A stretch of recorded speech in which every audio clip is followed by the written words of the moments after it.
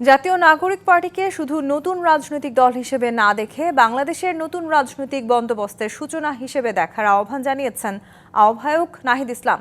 ১৬ বছর জুলুম, নির্যাতন ও জুলাই গণহত্যা চালানোর দায়ে দলটিকে সন্ত্রাসী সংগঠন হিসেবে ঘোষণার দাবি তার।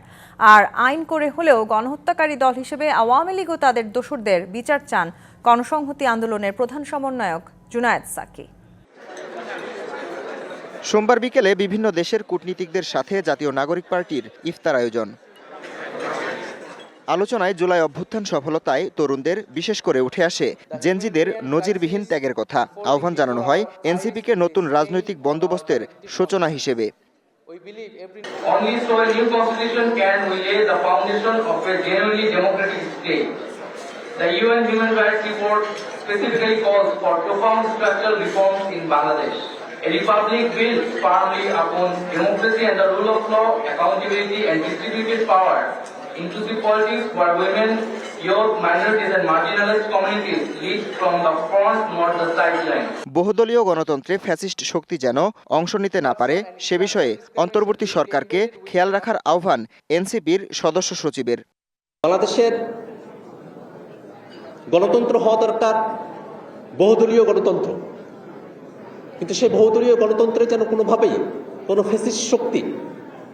একনল হ্যান্ড ওয়াশ 100% প্যারাবেন ফ্রি, তাই নিরাপদ হাতের জন্য আস্থা রাখুন একনলে।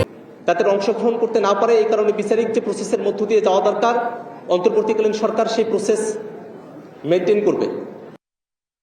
এদিকে নারায়ণগঞ্জে এনসিপির ইফতারে ভার্চুয়ালি যুক্ত হন নাহিদ ইসলাম।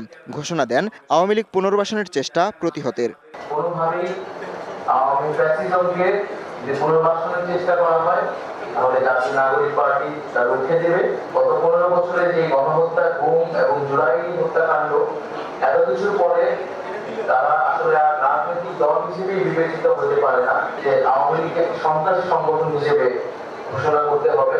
ওদিকে ময়মনসিংহে গণসংহতি আন্দোলনের ইফতার মাহফিলে দলটির প্রধান সমন্বয়ক জুনায়েদ সাকি বলেন, আইন করে হলেও গণহত্যাকারী দল হিসেবে আওয়ামী লীগ ও তাদের দোসরদের বিচার নিশ্চিত করতে হবে। জুলাই আগস্ট সহ 15 বছরে যে গুম, খুন, হত্যাকাণ্ড, নির্বিচার হত্যাকাণ্ড হয়েছে, লুণ্ঠন হয়েছে, সেটার জন্য আওয়ামী লীগের নেতা কর্মী শেখ হাসিনা সহ যারা দায়ী, যারা রাষ্ট্রযন্ত্রের মধ্যে এই সমস্ত অপতৎপরতা চালাতে সাহায্য করেছে আওয়ামী লীগকে, তাদের সকলকে বিচারের আওতায় আনতে হবে।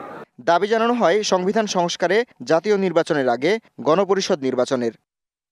Habibur Rahman, DBC news desk.